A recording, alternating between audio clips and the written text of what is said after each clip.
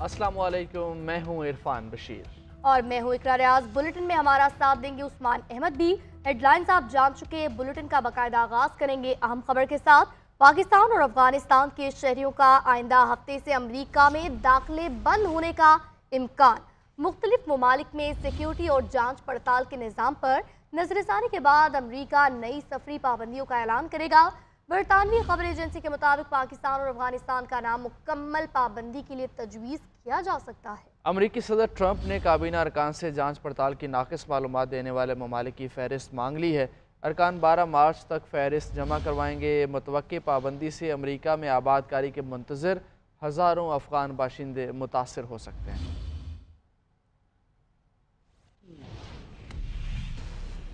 और आलमी दहशतगर्दी इंडेक्स में पाकिस्तान दूसरे नंबर पर आ गया। 2024 में पाकिस्तान में दहशतगर्दी के वाक़यात में 45% इजाफा हुआ।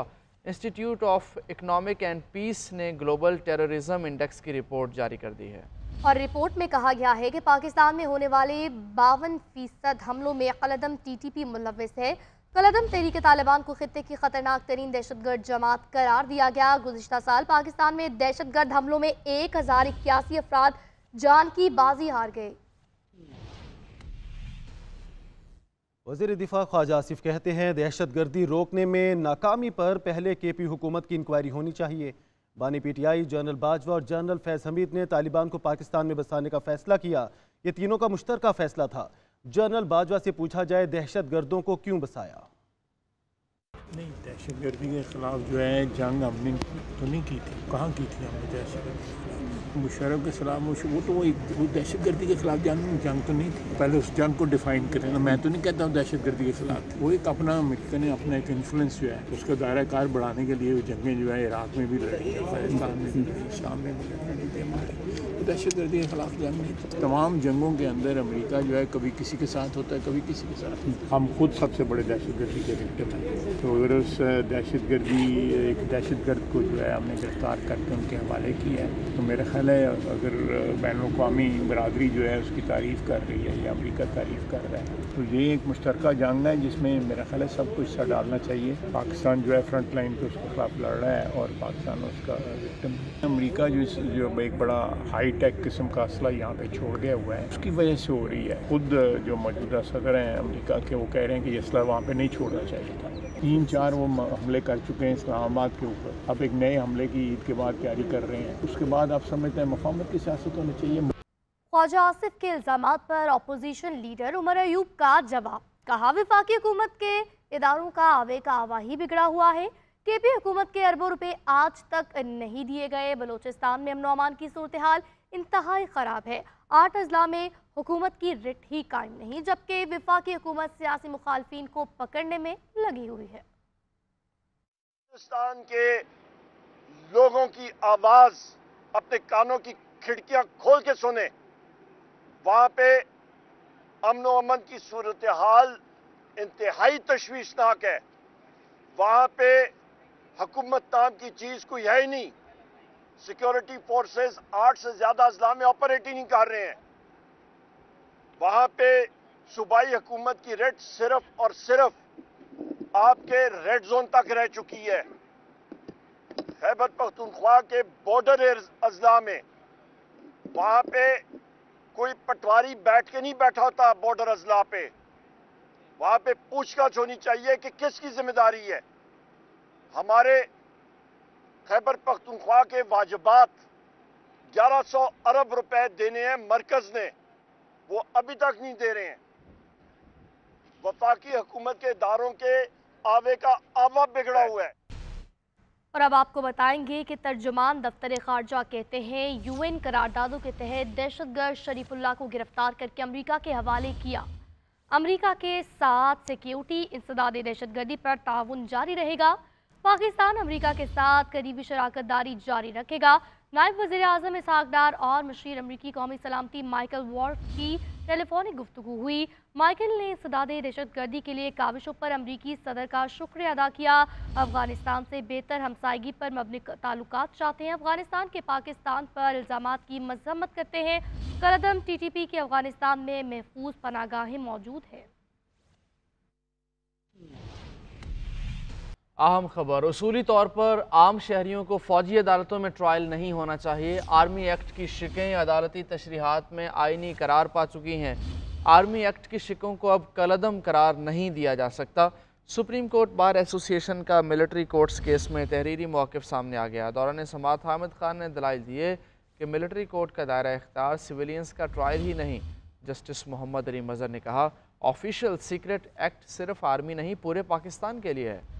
जस्टिस जमाल खान मंदोखेल ने रिमार्क्स दिए, जो जराइम ऑफिशियल सीक्रेट एक्ट के तहत हों उसमें अपील हो सकती है। इसमें अपील डिपार्टमेंट के सामने ही होती है, आम अदालतों के सामने अपील नहीं हो सकती। टैक्स वसूली का शॉर्टफॉल पूरा करने के लिए मिनी बजट नहीं लाया जाएगा। हुकूमत ने IMF को आगाह कर दिया। ज़राए का कहना है कि शॉर्टफॉल पूरा करने के लिए अदालतों में टैक्स मुकदमात जल्द अज जल्द निपटाए जाएंगे। पाकिस्तान और IMF के दरमियान कर्ज प्रोग्राम की अगली किस्त के लिए मुज़ाकरात हतमी मराहिल में दाखिल हो गए। आलमी मालियाती इदारे और FBR हुकाम की मुलाकात में टैक्स शॉर्टफॉल और दीगर उमूर ज़ेर गौर आए। ज़राए का कहना है कि FBR ने IMF को 605 अरब रुपए का टैक्स शॉर्टफॉल पूरा करने के लिए प्लान से आगाह कर दिया, जिसमें बताया गया है कि टैक्स वसूली का शॉर्टफॉल पूरा करने के लिए कोई मिनी बजट नहीं आएगा। ज़राए के मुताबिक शॉर्टफॉल पूरा करने के लिए अदालतों में टैक्स मुकदमात जल्द निपटाए जाएंगे और हुकूमत ने अदालतों में ज़ेर समाअत टैक्स केसेस में भरपूर ताउन की यकीन दहानी करा दी है। ज़राए का कहना है कि चीफ जस्टिस पाकिस्तान ने भी टैक्स केसेस की समाअत जल्द कराने की दरख्वास्त मंजूर कर ली है। हुकूमत की जानिब से मजीद सख्त मालियाती इकदामात के निफाज का भी इम्कान है। बराह रास्त टैक्सों को बढ़ाने के लिए मजीद इकदामात उठाए जा सकते हैं। रिटेलर्स, प्रॉपर्टी मालिकान और ज़रूरी आमदन को टैक्स नेट में लाया जाएगा।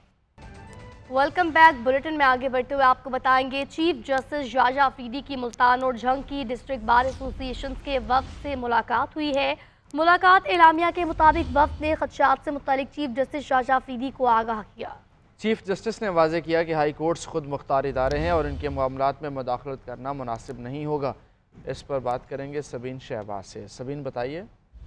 देखिए, मुल्तान और झंग डिस्ट्रिक्ट बार एसोसिएशन के वक्त की चीफ जस्टिस जिससे मुलाकात हुई है, उसका एलामिया जारी किया गया है और इसके मुताबिक वक्त ने जो खदशात से वक्त के उस हवाले से चीफ जस्टिस को जो है वो आगाह किया है। और डिस्ट्रिक्ट बार एसोसिएशन के वक्त में जो पंजाब में हाई कोर्ट और बार के दरमियान राब्ते और हमाकी के फुकदान के मसाइल को चीफ जस्टिस शाहजहां अफरीदी के सामने उजागर किया है।